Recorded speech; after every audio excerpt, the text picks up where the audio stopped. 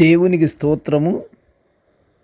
అనుదిన వాక్య ధ్యానమునక ఈరోజు 2024 సంవత్సరము సెప్టెంబర్ నెల 7వ తారీఖు. ఈరోజు ధ్యాన వాక్యము పరిశుద్ధ గ్రంథము నుండి కీర్తనల గ్రంథము 71వ సంకీర్తన 9వ వచనాన్ని ధ్యానించుకుందాము. ప్రియ దేవుని బిడ్డలారా, ధ్యాన వాక్యాన్ని మనం ఒకసారి పరిశుద్ధ గ్రంథము నుండి చదువుకుందాము.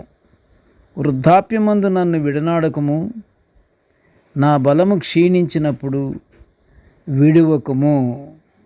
ప్రియ దేవుని బిడ్డలారా, ఈరోజు ధ్యాన వాక్యము దావీదు రాజుగారు తన వృద్ధాప్యమందు విడనాడవద్దని దేవునికి చేయు ప్రార్థన గురించి మనము ధ్యానించుకుంటున్నాము. అలాగే ఆయన కుమారుడు సొలొమోను తన బాల్యదినముల యందు సృష్టికర్తను జ్ఞాపకము చేసుకొని ఆయనకు ప్రార్థనలు చేయుచు బుద్ధి వివేకములు కలిగిన హృదయాన్ని అనుగ్రహించమని దేవుని అభ్యర్థించినట్లు మన పరిశుద్ధ గ్రంథములో మనము చూస్తున్నాము. పరిశుద్ధ గ్రంథము ఆ మాదిరిగా సెలవిస్తుంది.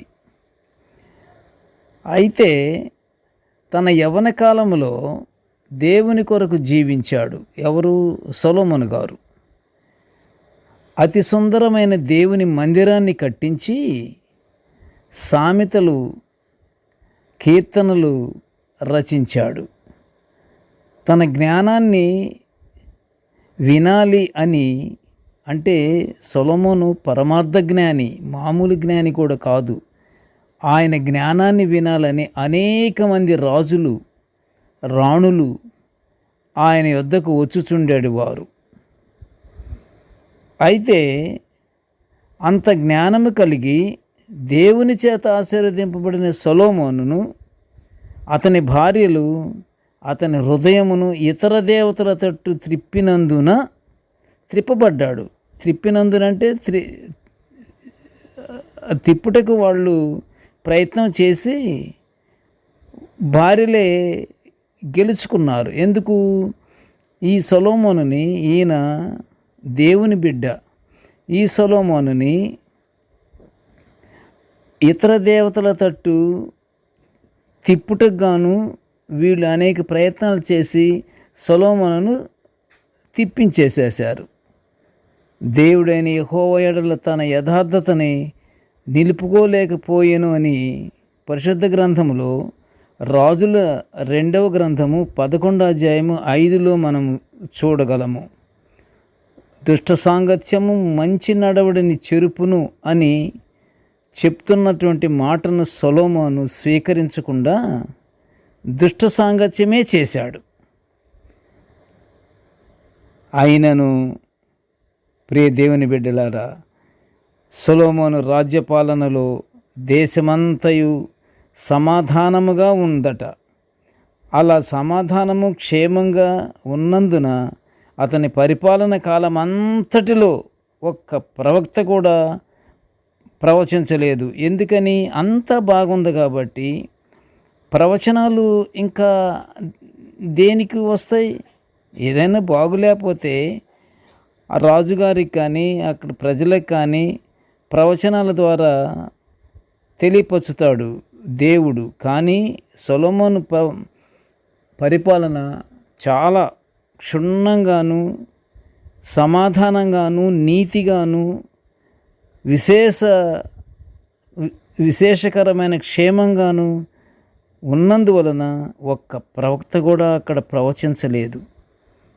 పరిపాలన సుభిక్షంగా క్షేమంగా ఉన్నందున ప్రవక్తలకు అసలు కనిపించనే లేదు. వృద్ధాప్యములో బలము క్షీణించును గనుక శారీరకంగాను మానసికంగాను బలహీనులగుట సర్వసాధారణమే. కాబట్టి సొలొమోను తన వృద్ధాప్యములో తన భార్యల వలన దేవుని ఎడల ఉన్న యథార్థతను పోగొట్టుకున్నట్టు పరిశుద్ధ గ్రంథము సెలవిస్తుంది. కాబట్టి ప్రియ దేవుని బిడ్డలారా, మనమైతే వృద్ధాప్యమందే కాదు, నిత్యము మన జీవితకాలమంతయు అన్ని సమయములందును మనలను విడనాడకు తండ్రి అని దేవునికి ప్రార్థన చేద్దాము. దేవుని తోడుంటే అలాంటి చెడ్డ కార్యాలు మన ఎడల జరగవు. అవి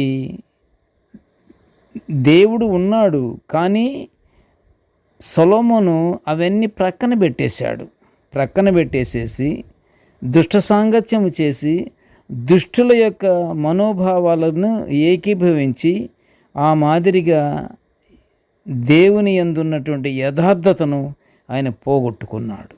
కనుక మనము జాగ్రత్త పడి మనము ఎల్లప్పుడూ తండ్రిని నమ్ముకుంటూ తండ్రి ఆశీర్వాదాల కొరకు నిత్యము ప్రార్థనలో ఉంటే మనకి దుష్ట సాంగత్యము దగ్గరకు రాదు. అపవాది మన ఎడల భయపడిపోతాడు.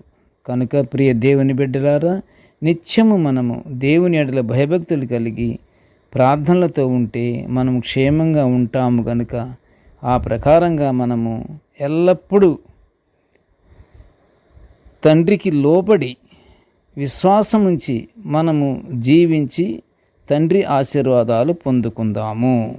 ప్రార్థన చేసుకుందాము. కృపగల తండ్రి, జీవముగల నాయన, నీ పాదములకు స్తోత్రములు. తండ్రి, నీ యొక్క దివ్యమైనటువంటి లేఖనాలను తండ్రి మేము నిత్యము ధ్యానించుకునే ఈ గొప్ప భాగ్యాన్ని మాకు అనుగ్రహించినందుకు నీ ఘనమైన స్తోత్రములు తండ్రి. పరిశుద్ధుడా, ప్రేమగల తండ్రి, నేటి ధ్యానవాక్యమును వినుచున్న ప్రతి బిడ్డను ఆశీర్వదించయ్యా. ప్రతి ఒక్కరి మనసులను, హృదయాలను దేవా నీ స్వాధీనములు ఉంచుకొని తండ్రి, నీ ఆజ్ఞలకు లోబడి నీ కట్టడలను అనుసరిస్తూ తండ్రి, దేవా అపవాదికి మేము చోటివ్వకుండా తండ్రి, నీ యందు భయభక్తులు కలిగి నిన్ను మహిమపరుచుకునే విధంగా మా జీవితాలు ఉండులాగా మమ్మల్ని ఆశీర్వదించమని తండ్రి, ఈ మనవులన్నీ యేసయ్య పుణ్యనామమున వినయముగా వేడుకొనుచుంటున్నాము తండ్రి. ఆమెన్. దేవుడు మనల్నందరినీ బహుగా దీవించుగాక. ఆమెన్.